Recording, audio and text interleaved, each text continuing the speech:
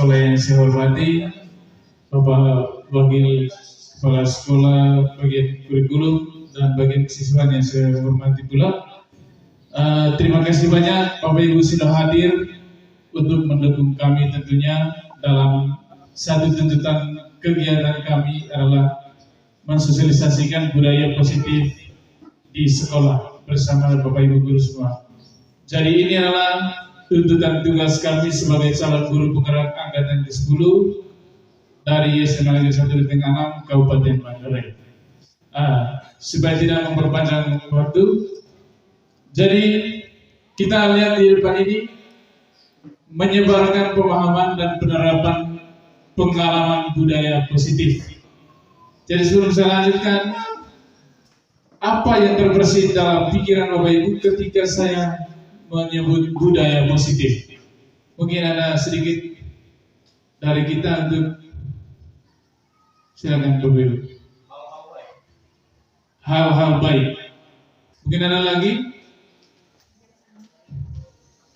Iya. Tentu inti dari budaya positif adalah budaya yang baik yang perlu kita terapkan di setiap kegiatan atau aktivitas kita di lembaga pendidikan ini. Oke, itu sedikit. Yang berikutnya ada konsep inti budaya positif, yaitu perubahan paradigma belajar, ada disiplin positif, nilai-nilai kebajikan, kebutuhan dasar manusia, motivasi perilaku manusia, ada posisi kontrol guru, keyakinan kelas, dan yang terakhir segitiga restitusi. Itu konsep inti dari budaya positif. Kemudian kita lihat yang pertama, pembelajaran dengan paradigma baru, yaitu pembelajaran yang dirancang berdasarkan prinsip pembelajaran berdiferensiasi, sehingga para peserta didik belajar sesuai kebutuhannya, berdasarkan tahap perkembangan sesuai teori psikologi modern untuk mewujudkan profil pelajar Pancasila. Jadi di sebelahnya itu ada profil pelajar Pancasila. Kemudian beberapa hal tentang miskonsepsi tentang teori kontrol. Dr. William Glasser melalui choice theory meluruskan beberapa miskonsepsi tentang makna kontrol. Kita lihat yang pertama, ilusi itu bahwa guru bisa mengontrol murid. Ya, sebetulnya kita tidak bisa mengontrol murid jika dia tidak mau. Mau kita kontrol seperti apa, kalau dia tidak mau sama saja, tidak bisa. Jadi harus ada dorongan dari dalam diri murid itu sendiri. Itu. Kemudian yang berikut, ilusi juga bahwa semua penguatan positif, efektif, dan bermanfaat. Kita lihat, misalkan bujukan dan nasihat-nasihat. Jika terlalu dalam, murid bisa ketergantungan dan tidak mandiri dalam mengontrol dirinya. Jadi itu kalau kita terlalu banyak memberi penguatan positif, ya, ternyata tidak efektif dan bermanfaat. Lalu yang berikut, ilusi juga bahwa kritik dan membuat rasa bersalah mampu menguatkan karakter. Ya, itu juga ilusi. Kalau kita marah atau membuat anak merasa bersalah, ternyata itu hanya ilusi kita. Kalaupun kita harus mengeluarkan kritikan, maka kritiklah secukupnya dan kritikan tersebut harus membangun, bukan malah membuat murid tidak percaya diri. Itu. Lalu yang berikutnya, ilusi juga bahwa orang dewasa berhak memaksa. Padahal sebenarnya yang menentukan pilihan adalah hak masing-masing manusia. Kita lihat berikut penjelasan dari ya. Hal tersebut terjadi karena murid memilih untuk mengizinkan dirinya dikontrol, bukan karena itu pengaruh dari kontrol kita, tetapi karena dia mengizinkan dirinya dikontrol. Guru menggunakan bentuk kontrol karena menjadi kebutuhan dasar yang dipilih oleh murid. Penguatan positif atau bujukan juga merupakan bentuk kontrol. Upaya untuk mempengaruhi murid agar mengulangi perilaku tertentu sebenarnya merupakan upaya untuk mengontrol murid tersebut. Menggunakan kritik dan rasa bersalah sebagai alat kontrol untuk mengontrol murid justru dapat mengarah pada identitas gagal. perilaku memaksa tidak efektif dalam jangka panjang dan dapat menyebabkan hubungan yang tidak harmonis. Nah, pada dasarnya itu kita tidak dapat memaksa murid untuk berbuat sesuatu jika murid tersebut memilih untuk tidak melakukannya. Ya. Segala usaha untuk mempengaruhi murid agar mengulangi suatu perilaku tertentu adalah suatu usaha untuk mengontrol murid tersebut. Menggunakan kritik dan rasa bersalah untuk mengontrol murid menuju pada identitas gagal. Ya. Banyak orang dewasa yang percaya bahwa mereka memiliki tanggung jawab untuk membuat murid-murid berbuat hal-hal tertentu. Nah, kita lihat bagaimana mengubah paradigma stimulus respon ke pendekatan teori kontrol. Jadi kita membandingkan pandangan stimulus respon tentang dunia dan pandangan teori kontrol tentang dunia. Kita lihat yang pertama. Menurut stimulus respon, ya, memandang dunia bahwa realitas kebutuhan kita itu sama. Tetapi menurut teori kontrol, realitas kebutuhan kita itu berbeda. Kemudian yang kedua, semua orang melihat hal yang sama. Tapi menurut teori kontrol, setiap orang itu memiliki gambaran yang berbeda. Nah, yang ketiga, kita mencoba mengubah orang agar berpandangan sama dengan kita.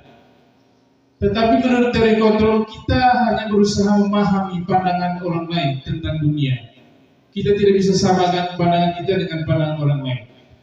Kemudian yang berikut, perilaku buruk dilihat sebagai suatu kesalahan. Itu menurut teori stimulus respon. Tetapi menurut teori kontrol, semua perilaku itu memiliki tujuan. Artinya perilaku buruk atau perilaku baik itu mempunyai tujuan tertentu atau beralasan. Lalu yang berikut, orang lain bisa mengontrol saya, itu menurut stimulus respon. Sedangkan menurut teori kontrol, hanya Anda yang bisa mengontrol diri Anda sendiri, bukan orang lain. Yang berikut, saya bisa mengontrol orang lain, tapi menurut teori kontrol, Anda tidak bisa mengontrol orang lain. Ya. Yang berikutnya lagi, pemaksaan ada pada saat bujukan itu gagal. Ya. Seperti penguatan positif tadi itu, kalau gagal itu maka terjadi pemaksaan. Ya. Kemudian di teori kontrolnya mengatakan kolaborasi dan konsensus itu menciptakan pilihan-pilihan baru. Ya. Lalu yang terakhir, model berpikir menang atau kalah, itu stimulus respon. Sedangkan teori kontrol itu model berpikirnya menang dan menang. Seperti itu. Itu perbandingan paradigma stimulus respon dengan teori kontrol. Nah, yang berikutnya adalah disiplin positif. Jadi yang ini ada disiplin berasal dari kata disiplina yang artinya belajar. Disiplin mengacu pada disiplin diri yang memiliki tanggung jawab terhadap apa yang dilakukannya berdasarkan nilai-nilai yang diyakini. Lalu disiplin positif itu salah satu cara menerapkan disiplin yang bertujuan untuk menumbuhkan kesadaran dan memberdayakan peserta didik tanpa imbalan penghargaan, ancaman atau hukuman. Itu disiplin positif. Berarti anak-anak kita upayakan supaya berdisiplin berdasarkan keyakinan atau kepercayaan mereka terhadap suatu nilai. Misalnya bertanggung jawab, disiplin waktu. Itu adalah sebagai tanggung jawab, rasa tanggung jawab mereka supaya hadir di sekolah tepat waktu. Nah, sebagai pendidik, tujuan kita adalah menciptakan peserta didik yang memiliki disiplin diri sehingga mereka berperilaku mengacu kepada nilai-nilai kebajikan universal dan memiliki motivasi intrinsik. Ini sangat penting bahwa anak memiliki motivasi intrinsik, tidak hanya karena ada motivasi dari luar. Itu dalam perubahan perilaku ke arah yang lebih baik. Lalu yang berikut, inilah nilai-nilai kebajikan. Nilai yang disepakati bersama lepas dari suku bangsa, agama, bahasa maupun latar belakang.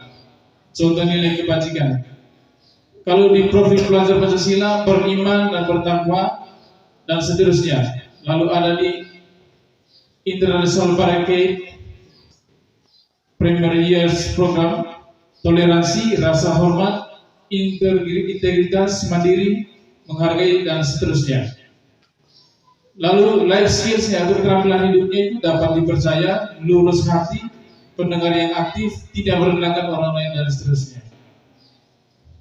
Nah, apa kebutuhan dasar manusia? Kita lihat di sini, kebutuhan dasar manusia itu segala sesuatu yang kita lakukan untuk mendapatkan apa yang kita inginkan. Seluruh tindakan yang kita lakukan memiliki tujuan tertentu, dan semua usaha terbaik yang kita lakukan adalah dalam rangka agar kebutuhan dasar kita terpenuhi dengan baik. Nah, ini ada 5 kebutuhan dasar manusia. Yang pertama itu kasih sayang dan rasa diterima. Ya, rasa diterima dipedulikan, berbagi kerjasama, berbagi, menjadi bagian dalam kelompok. Itu contohnya. Lalu ada penguasaan, kebebasan, kesenangan, dan bertahan hidup.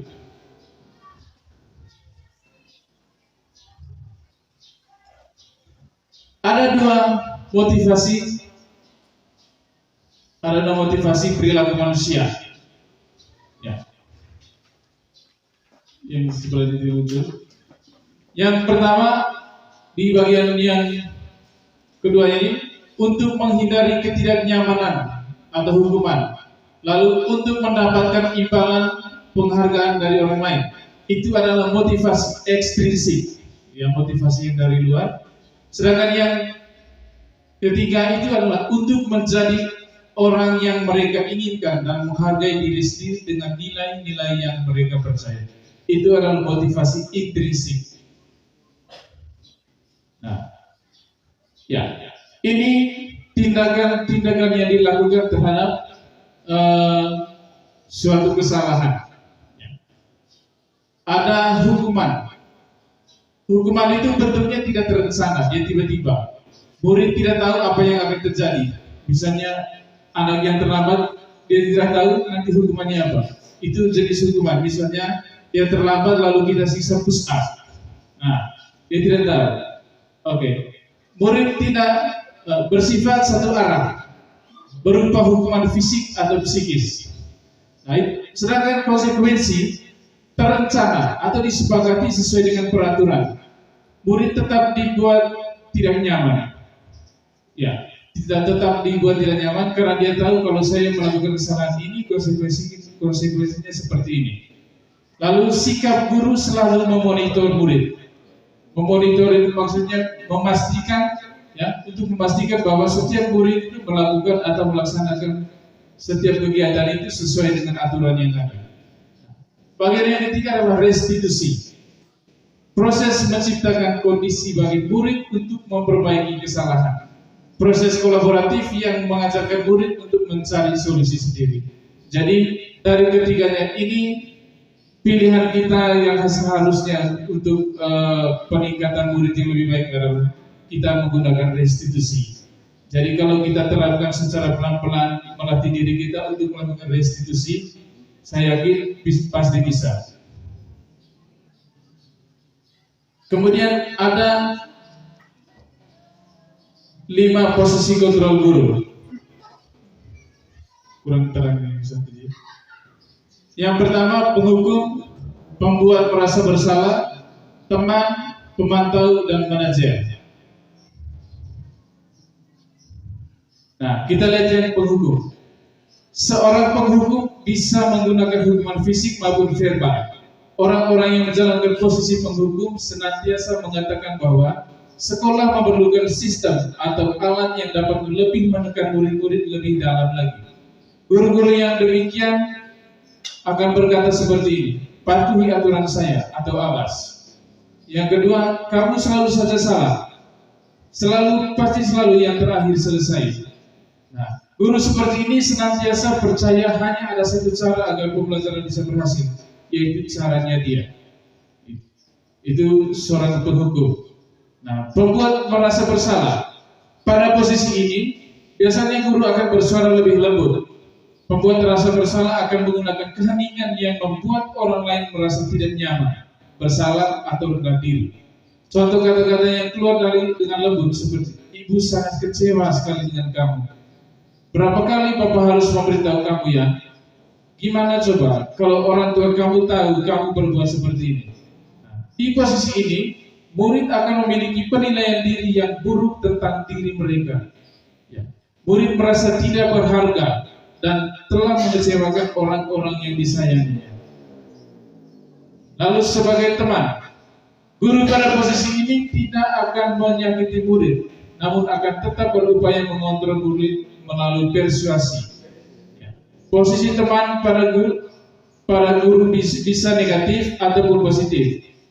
Positif di sini berupa hubungan baik yang terjalin antara guru dan murid. Guru di posisi teman menggunakan hubungan baik dan humor untuk mempengaruhi seseorang. Mereka akan berkata seperti ini, ayo bantulah demi Bapak ya. Ayo ingat tidak bantuan Bapak selama ini. Ya sudah, kali ini tidak apa-apa, nanti Ibu bantu bereskan. Nah, hal negatif dari posisi teman adalah bila suatu saat guru tersebut tidak membantu, maka murid akan kecewa dan berkata, saya pikir Bapak atau Ibu teman saya. Nah, murid merasa dikecewakan dan tidak mau lagi berusaha. Hal-hal yang mungkin timbul adalah murid hanya akan bertindak untuk guru tertentu dan tidak untuk guru lainnya. Murid akan tergantung pada guru tersebut. Yang keempat, posisi pemantau. Memantau berarti mengawasi. Pada saat kita mengawasi, kita bertanggung jawab atas perilaku orang-orang yang kita awasi. Posisi pemantau berdasarkan pada peraturan-peraturan dan konsekuensi. Dengan menggunakan sanksi atau konsekuensi, kita dapat memisahkan hubungan pribadi kita dengan murid. Sebagai seseorang yang menjalankan posisi pemantau, pertanyaan yang diajukan seorang pemantau adalah, peraturannya apa? Apa yang telah kamu lakukan? Sanksi atau konsekuensinya apa? Nah, itu pertanyaannya. Seorang pemantau sangat mengandalkan penghitungan, catatan, data yang dapat digunakan sebagai bukti atas perilaku seseorang. Posisi ini akan menggunakan stiker, slip, catatan, daftar cek, dan lain-lain. Posisi pemantau sendiri berawal dari teori stimulus respon yang menunjukkan tanggung jawab guru dalam mengontrol murid. Lalu yang kelima, manajer adalah posisi di mana guru berbuat sesuatu bersama dengan murid, mempersilahkan murid mempertanggungjawabkan perilakunya, mendukung murid agar dapat menemukan solusi atas permasalahannya sendiri. Seorang manajer telah memiliki keterampilan di posisi teman maupun pemantau, dan dengan demikian bisa jadi waktu-waktu tertentu kembali kepada kedua posisi tersebut bila diperlukan. Namun bila kita menginginkan murid-murid kita menjadi manusia yang merdeka, mandiri dan bertanggung jawab, maka kita perlu mengacu kepada restitusi yang dapat menjadikan murid kita seorang manajer bagi dirinya sendiri. Di manajer, murid diajak untuk menganalisis kebutuhan dirinya maupun kebutuhan orang lain. Di sini penekanan bukan pada kemampuan membuat konsekuensi, namun dapat berkolaborasi dengan murid bagaimana memperbaiki kesalahan yang ada. Seorang manajer akan berkata seperti ini, apa yang kita yakini? Nah, kembali ke keyakinan kelas. Apakah kamu meyakininya? Kemudian yang berikutnya, jika kamu menyakiti, apakah kamu bersedia memperbaikinya? Jika kamu memperbaiki ini, hal ini menunjukkan apa tentang dirimu? Lalu apa rencana kamu untuk memperbaiki hal ini? Tugas seorang manajer itu bukan untuk mengatur perilaku seseorang. Kita membimbing murid untuk dapat mengatur dirinya. Seorang manajer bukan memisahkan murid dari kelompoknya, tapi mengembalikan murid tersebut ke kelompoknya dengan lebih baik dan kuat. Bisa jadi dalam praktik penerapan disiplin sehari-hari, kita akan kembali ke posisi teman atau pemantau. Karena murid yang ditangani belum siap diajak berdiskusi atau diundang melakukan restitusi. Namun perlu disadari tujuan akhir dari 5 posisi kontrol seorang guru adalah pencapaian posisi manajer, di mana di posisi inilah murid dapat menjadi pribadi yang mandiri, merdeka dan bertanggung jawab atas segala perilaku dan sikapnya, yang pada akhirnya dapat menciptakan lingkungan yang positif, nyaman, dan aman. Nah, ini adalah contoh penerapan 5 posisi kontrol. Kasusnya adalah siswa tidak membagi atribut lengkap saat upacara. Kalau penghukum, dia akan menyuruh untuk hormat pada bendera selama 1 jam. Lalu pembuat merasa bersalah, berapa kali ibu atau bapak harus memberitahu kamu? Kamu selalu saja mengecewakan ibu atau bapak. Kalau teman, ayo dong ikuti aturan sekolah, tolong bantu ibu atau bapak. Ya sudah, tidak apa-apa, lain kali jangan sampai berbuat seperti ini lagi ya. Nah, kalau pemantau, kamu sudah melanggar peraturan sekolah, kamu tahu konsekuensinya. Setelah upacara, kamu beli atributnya ke koperasi dan jangan ulang lagi. Nah, lalu yang terakhir, posisi manajer, apakah kamu tahu kesalahanmu? Kira-kira bagaimana kamu memperbaiki kesalahanmu ini? Seperti itu 5 posisi kontrol. Nah, ini ada beberapa pertanyaan atau pernyataan yang mungkin merefleksi kita. Posisi kontrol, apakah aku ini? Kita mulai dari nomor 1. Saya kecewa sekali dengan kamu. Kira-kira itu di posisi mana? Penghukumkah? Pembuat merasa bersalahkah? Teman, pemantau, atau manajer? Mungkin Bapak Ibu bisa menjawab. Pembuat merasa bersalah. Oke. Terima kasih Pak Frans. Yang kedua, kamu tidak pernah benar melakukannya. Ya, ini untuk refleksi saja. Tidak menjawab dari Bapak. Kemudian yang ketiga, apa rencanamu untuk menyelesaikan masalah ini? Manajer. Oke, kita sepakat manajer. Yang keempat, ayolah lakukan demi Bapak atau Ibu ya. Teman, ya. Kemudian yang kelima, kamu tidak pernah mendapat nilai jika tidak mengerjakan tugas. Ya. Penghukum atau pemantau. Ya.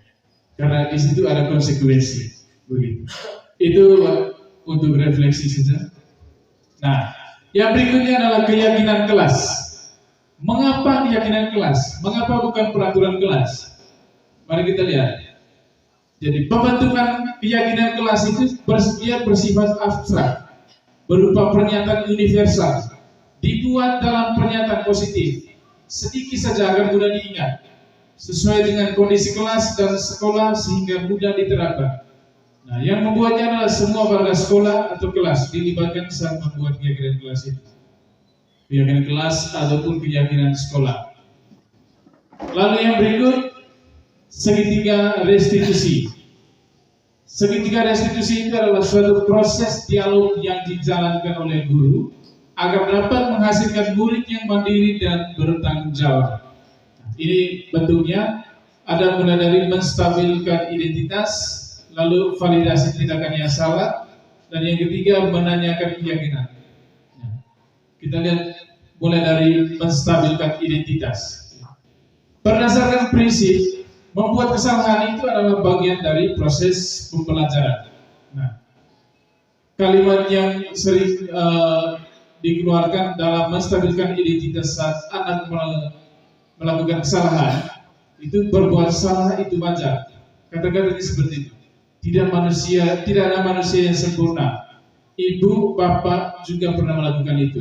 Nah, ibu atau bapak tidak mau mencari siapa yang salah, tapi bapak atau ibu ingin mencari solusi dari permasalahan ini. Lalu kamu berhak merasa seperti itu. Ya.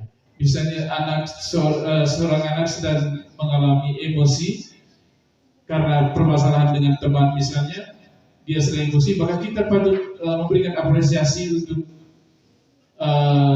perasaannya itu. Kemudian validasi tindakan yang salah. Jadi berdasarkan prinsip, setiap perilaku itu berupaya memenuhi suatu kebutuhan tertentu. Jadi kalimatnya seperti ini. Kamu pasti punya alasan mengapa melakukan itu. Lalu yang kedua, padahal kamu bisa melakukan hal yang lebih buruk dari ini ya, tapi kamu tidak melakukannya. Yang ketiga, kamu patut bangga karena melindungi sesuatu yang penting bagi kamu. Lalu yang berikut, kamu melakukannya karena mempertahankan sesuatu yang penting bagi kamu. Itu validasi tindakan yang salah. Nah, yang berikutnya adalah menanyakan keyakinan. Nah, berdasarkan prinsip teori kontrol bahwa pada dasarnya kita termotivasi secara intrinsik. Sekarang pertanyaan untuk keyakinan, menanyakan keyakinannya seperti ini. Apa keyakinan kelas kita? Lalu nilai-nilai apa yang telah disepakati bersama? Seperti apa gambaran kelas ideal menurut kamu? Kamu ingin menjadi yang seperti apa? Orang seperti apa? Itu pertanyaan-pertanyaan untuk menanyakan keyakinan. Ya, ini adalah contoh penerapan segitiga restriksi. Saya bisa tetap di sini.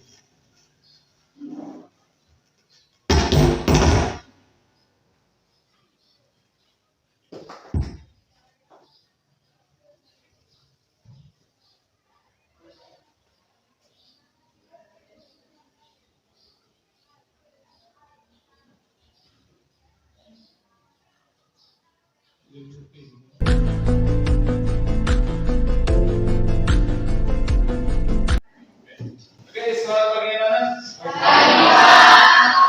Baik, bagaimana kabar kalian hari ini? Baik, Pak. Jadi hari ini kita sebelum memulai pelajaran, kita mestinya harus membuat kesepakatan kelas, ya? Kesepakatan kelas atau keyakinan kelas. Oke. Nanti kita dimulai dengan membuat peraturan, ya, membuat peraturan apa yang perlu kita taati di dalam kelas. Jadi saya akan minta pendapat kalian, dengan kalian nanti bisa menulisnya di dalam, ini namanya sticky note. Sticky note itu untuk catatan kecil, ya. Oke. Silakan ambil satu-satu bagi ini. Ambil satu-satu, kasih keluar. Kalau ambil kemudian kasih keluar ini. Jadi nanti kamu tulis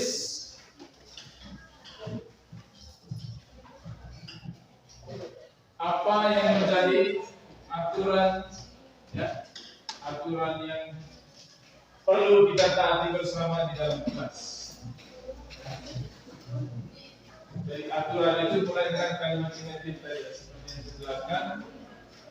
Misalnya jangan terlambat datang ke sekolah, atau tidak boleh bolos, tidak boleh menyuntik dan lain-lain. Silakan. Saya beri waktu 2 menit.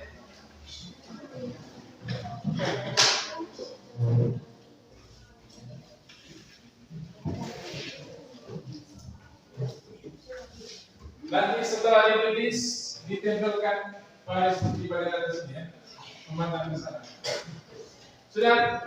Ya sudah, silakan tempel. Nanti kita sama-sama. Silakan. Tempel di sini.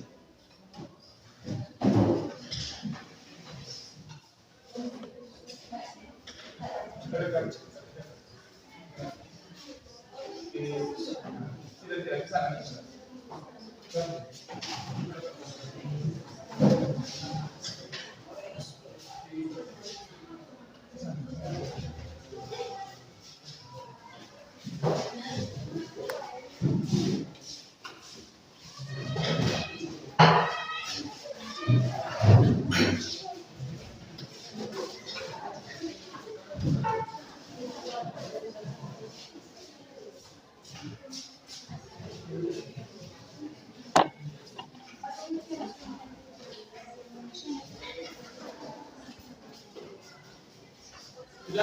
Bisa yang betul?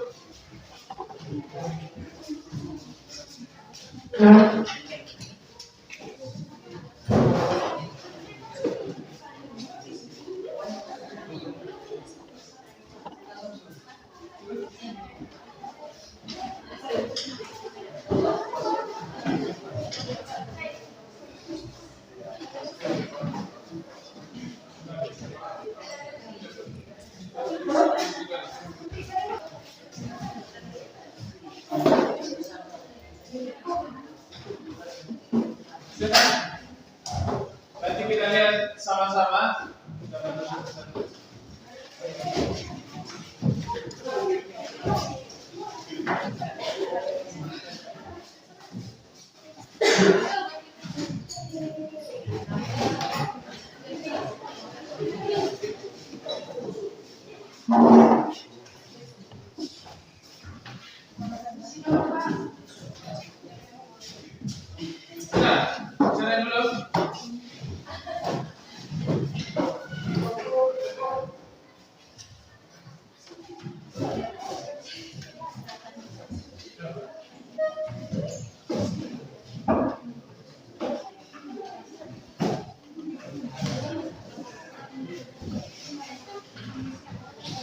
Sudah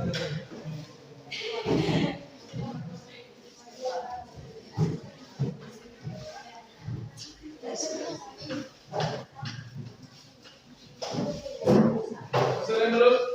Sudah ya? Oke, sekarang kita lihat mulai dari sini. Tidak boleh menggunakan bahasa daerah. Oke, kita tulis. Yang pertama, tidak boleh menggunakan bahasa daerah ya.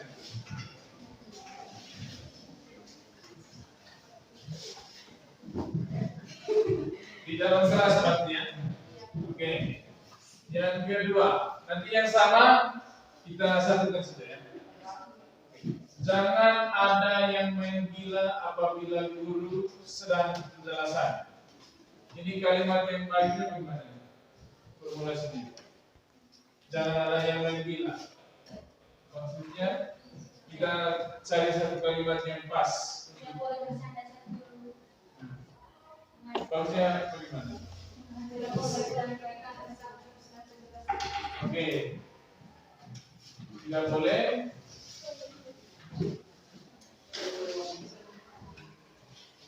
apa?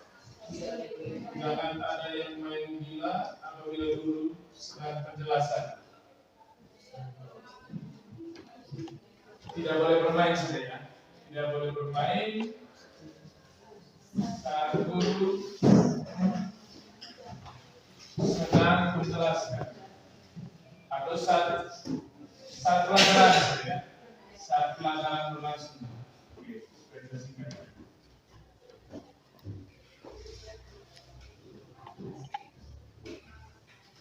Kemudian yang ketiga, tidak menggunakan bahasa daerah sudah tadi ya. Oke, misalnya. Lalu jangan tidur di kelas. Jangan tidur di kelas itu mirip tidak dengan ini, tidak boleh bermain. Ya bisa di sini kan. Bermain itu kan ulangnya sama dengan tidur. Sepakat ya? Oke.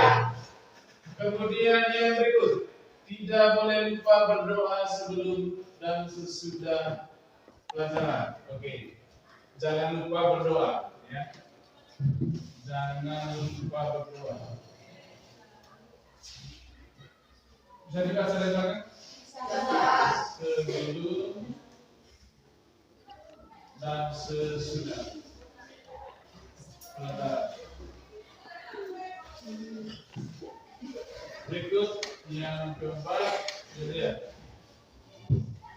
Ini menjaga keamanan kelas. Menjaga keamanan kelas.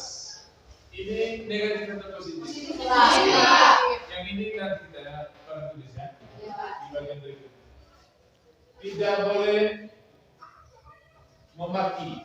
Nah, tidak boleh memaki ini bagusnya bagaimana kalimatnya? Tidak boleh menggunakan kata kotor ya. Tidak boleh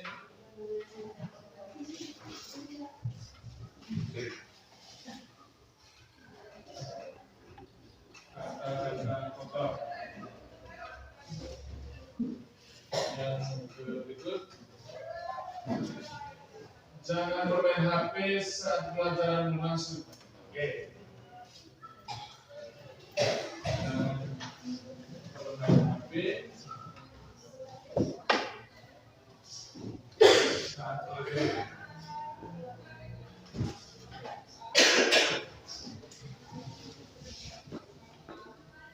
Oke. Yang keenam, jangan bullying. Oke. Tidak boleh membuli ya.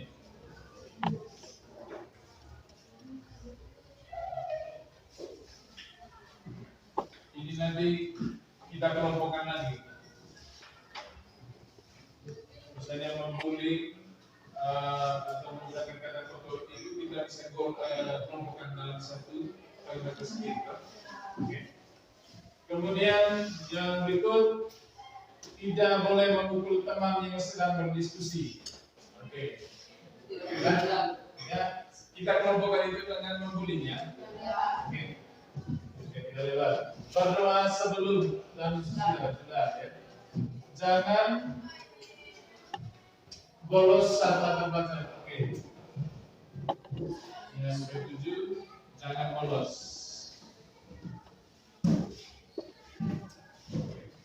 Jangan bolos. Jangan terlambat saat masuk kelas. Oke. Kita tulis. Nanti kita kelompokkannya sama. Jangan terlambat.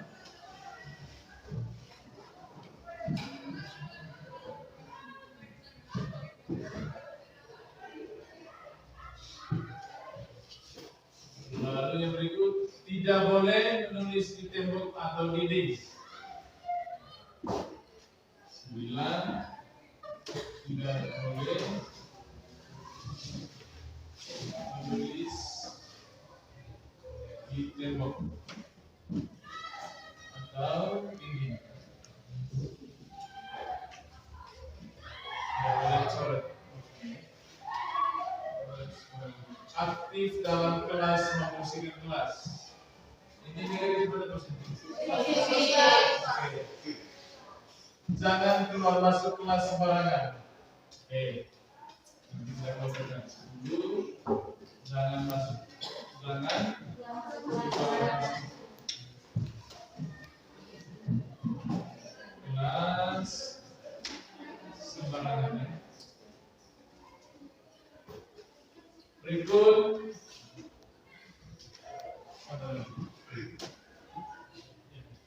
jangan membuli saudara. Ini tidak boleh menyontek. Oke. 11 tidak boleh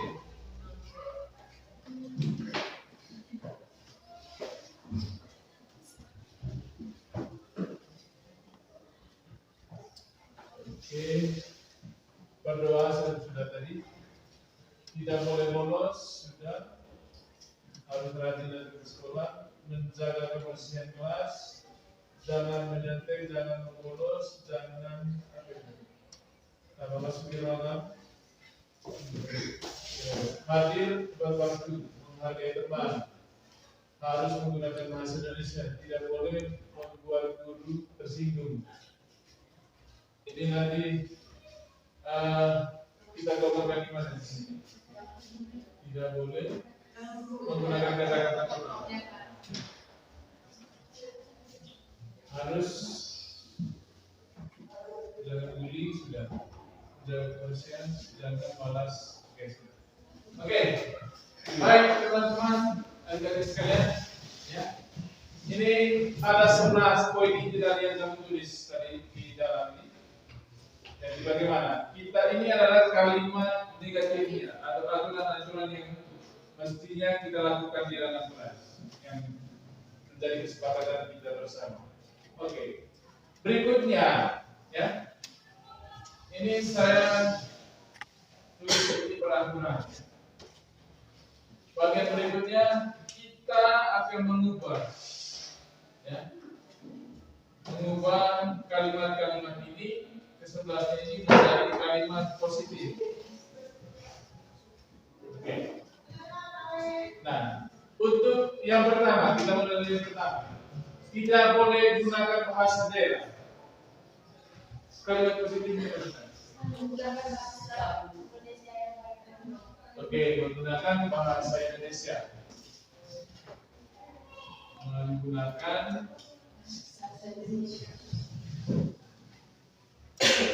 bahasa Indonesia.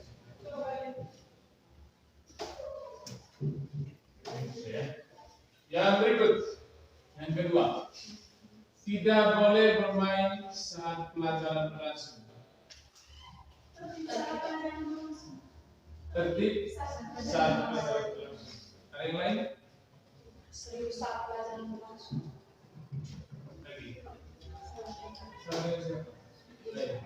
Ada yang lain? Tertib ya. Bisa kita sepakat ya? Tertib. Tertib saat pelajaran berlangsung. tertib saat pelajaran.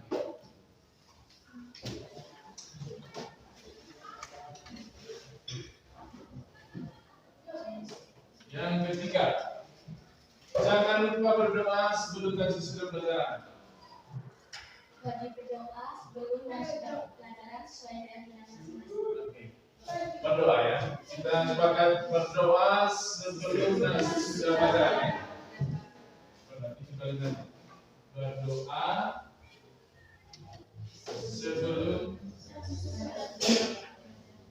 dan sesudah pelajaran.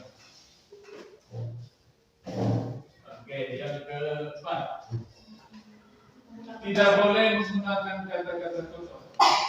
Menggunakan bahasa yang sopan dan santun. Menggunakan bahasa yang sopan dan santun. Menggunakan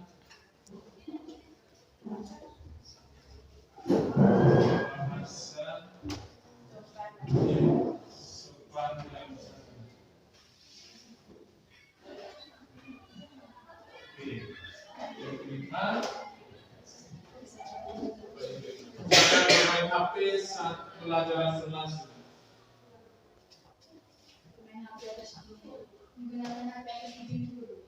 Menggunakan HP atas izin guru.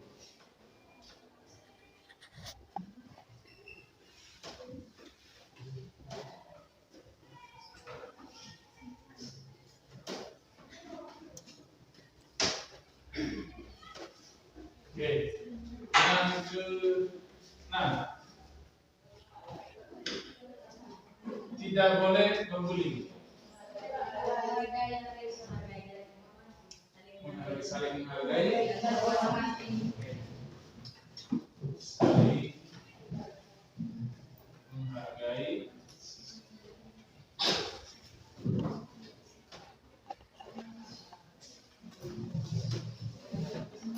Oke, yang ke-7,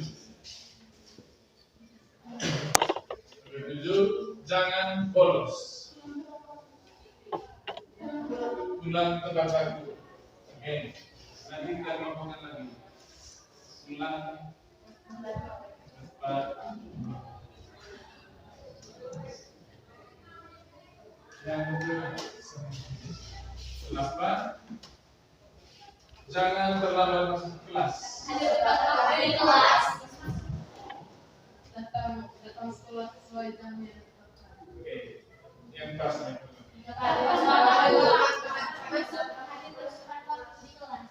Hadir tepat waktu. Hadir tepat waktu. Hadir tepat waktu. Oke, 9, tidak boleh menulis di tembok atau dinding. Menjaga fasilitas kelas. Menjaga fasilitas kelas. Oke. Menjaga fasilitas kelas.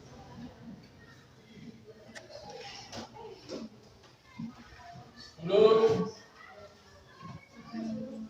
apa? Jangan keluar masuk kelas sembarangan. Oke. Keluar kelas.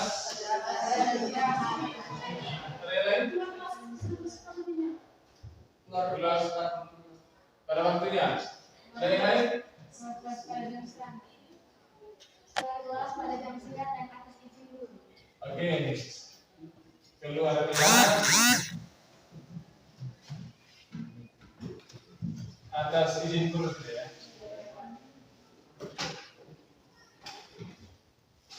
Karena kalau pada harus keluar ya. Jadi ini proses saat kita berada di dalam kelas. 11, tidak boleh menyontek. Mandiri.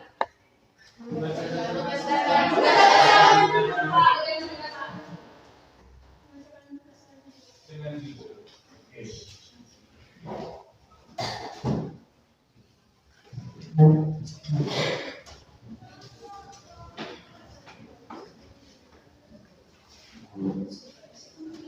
Oke, ini adalah 11 kalimat positif yang kita sudah ubah dari kalimat negatif tadi. tangan dulu begitu.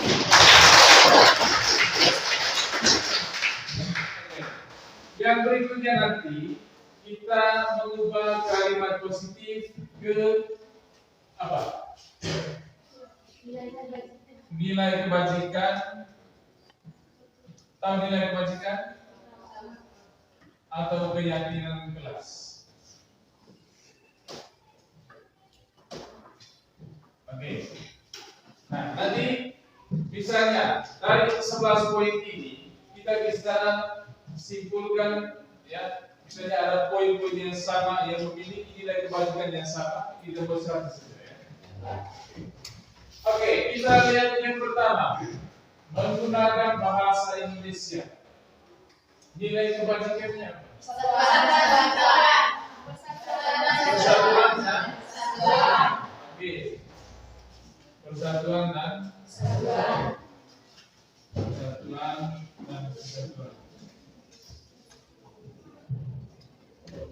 Oke, yang kedua, tertib saat pelajaran berlangsung. Disiplin. Setuju? Setuju, Pak. Jadi kalian untuk nilai kebajikan ini kita tidak perlu kalimat panjang.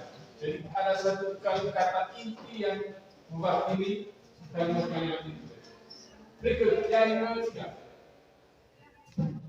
berdoa sebelum dan sesudah pelajaran.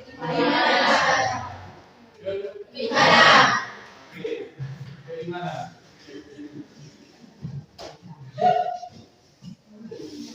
Berikut yang keempat, menggunakan bahasa yang sopan dan santun. Saling menghormati, saling menghormati atau menghargai. Menghormati, menghargai. Tidak masuk di dalam satu. Yang kelima, menggunakan HP atas izin guru. Disiplin kan? Jadi pada disiplin boleh. Disiplin masuk di sini ya. Sudah masuk di sini yang nomor 5. Saling menghargai sudah. Oke. Pulang tepat waktu. Lalu hadir tepat waktu. Disiplin. Menjaga fasilitas kelas. Oke. Mantap. Tanggung jawab. Yang keenam, keluar kelas atas izin guru. Disiplin ya. Mengerjakan tugas dengan jujur. Jujur.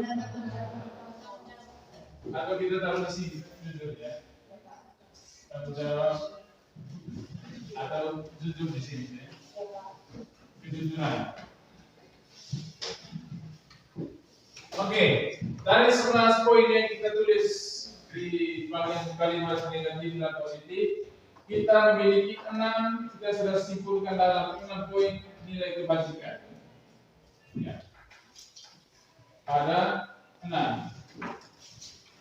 Masih ada nilai kebajikan yang belum ada di sini? Mungkin nilai kebersihan. Jadi karena di sana tidak ada begitu itu, kita tambahkan saja ya. Kebersihan,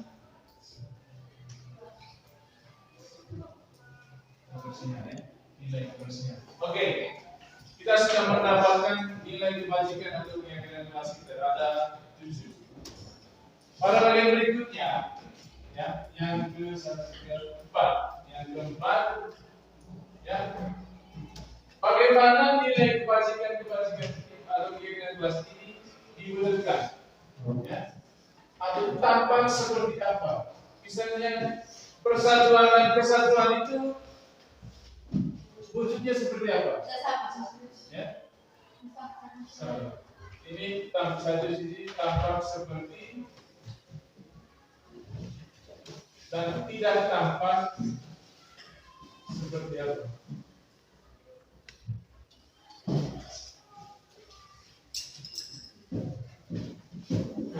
Paham maksudnya ya? Ya, Pak. Jadi yang menggambarkan perlakuan persatuan dan kesatuan, dan yang tidak menggambarkannya disebutkan. Kita mulai dari yang tampak. Persatuan dan kesatuan itu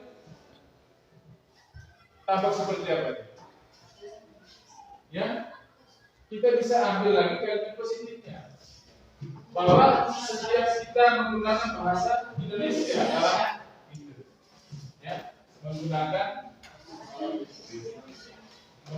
bahasa Indonesia. Ya, bahasa Indonesia. Tidak tampaknya seperti apa? Tidak percaya bahasa Indonesia. Oke. Menggunakan bahasa bahasa daerah. Berikut disiplin. Terpiksa berdasarkan maksud. Ya. Terpiksa berdasarkan maksud. Tertib Sadar dan maksud. dalam segala hal. Tertib dalam segala hal. Tertib saat pembelajaran. Artinya mulai dari disiplin waktu, ya, disiplin pakaian dan semuanya. Yang tidaknya seperti apa? Ya, berlaku tidak. Oke, berlaku tidak disiplin.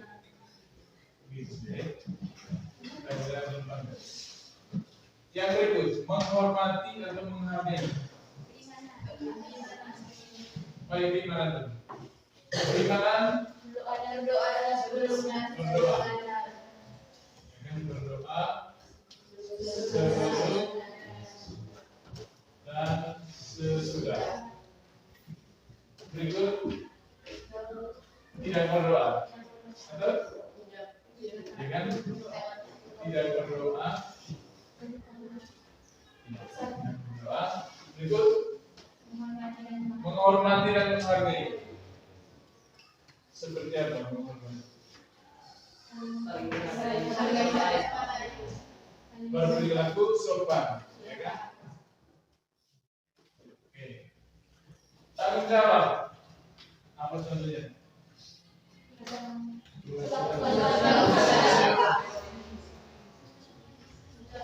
Tanggung jawab.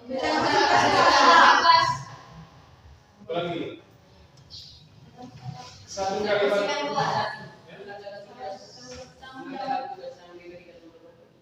Melaksanakan setiap tugas, ya, tugas kebersihan, menjaga juga kebersihan kita. Melaksanakan tugas dengan baik.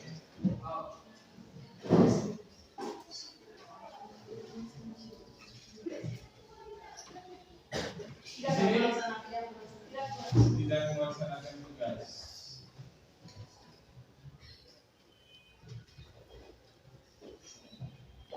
Oke, yang berikut kejujuran. Ya.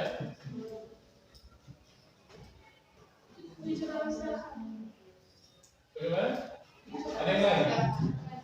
Ayo. Ya. Berlaku jujur. Kita buatkan kalimat ini.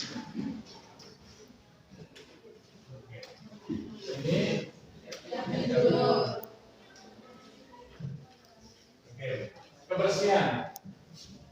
Kebersihan. Menjaga atau membuang sampah. Membuang sampah pada tempatnya. Oke, berikut. Membuang sampah.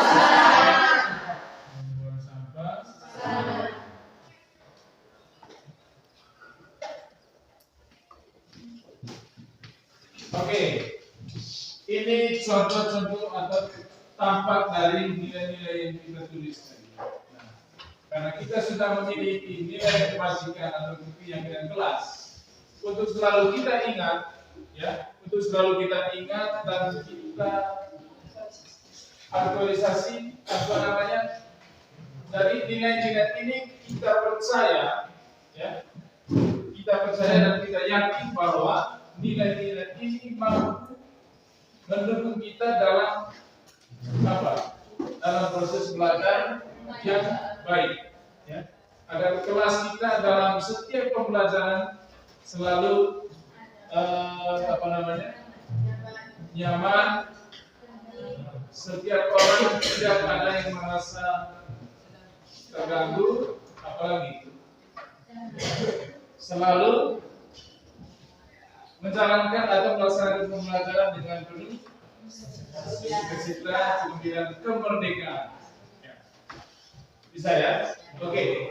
Kita akan menuliskan 7 poin ini untuk kita nanti selalu ingat. Kita akan taruh di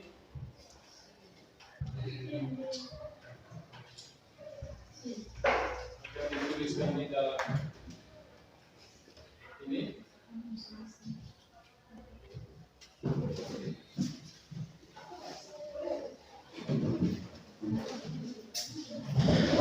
Nanti kamu akan selalu ingat. Dan setiap saat kamu akan melihat ini sebagai acuan kamu dan kita semua untuk berperilaku seperti apa saat pembelajaran berlangsung. Oke.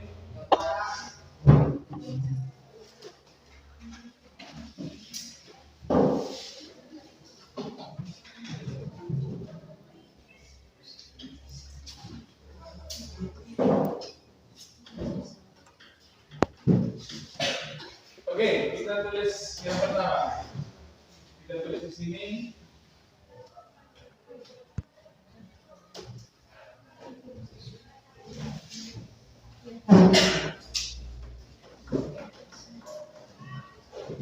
Keyakinan kelas yang pertama apa tadi?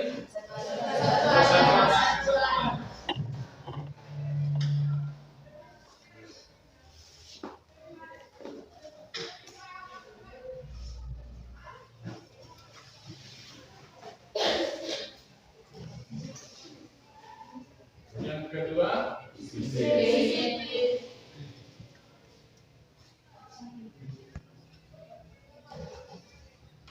yang ketiga,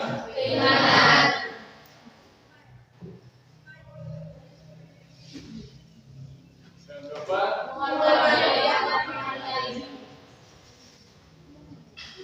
menghormati.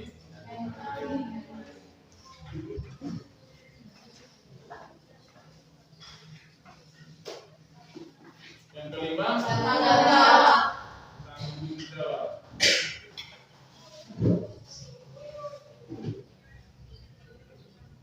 Enam, kejujuran. Yang ketujuh,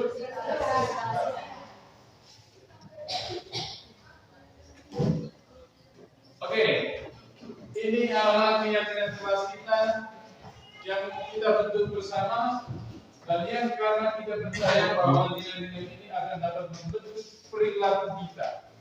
Oke, itu ada di sana supaya nanti kita bisa sama-sama ingat ketika kita sudah di luar nilai-nilai itu, maka semoga nilai itu bisa menyadarkan kita atau membuat kita dapat merefleksi diri dari setiap perilaku kita. Oke, sepakat ya? Oke.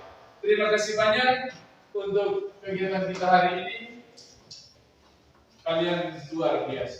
Tepuk tangan. Ya, untuk kegiatan kita hari ini sampai di sini ya. Sampai jumpa di pertemuan berikutnya. Selamat pagi.